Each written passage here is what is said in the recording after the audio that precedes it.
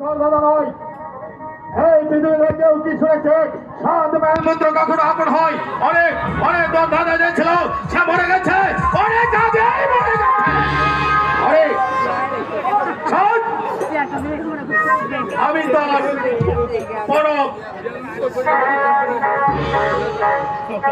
বৌদি বৌদি কি হবে আমার শিবানী? শান্ত হও ঠাকুরপুর, শান্ত হও। আমি জানি শিবানী তোমাকে মন প্রাণ দিয়ে ভালোবাসে, তাই নিঃসঙ্গ ভালোবাসা ভালো কেউ কোনোদিন অপমান করতে পারবে না ঠাকুরপুর।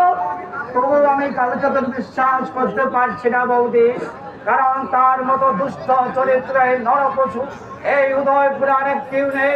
আমি এক্ষণে ছুটে চললাম শান্তিপুরের পথে। হয় আমি শিবানীকে উদ্ধার করে আনবো, না হয় কালচাতন রাজা রক্ষে এই বলছি আমি। ঠাকুরপো, ঠাকুরপো, হ্যালো, আমি দ্বীপ শীতে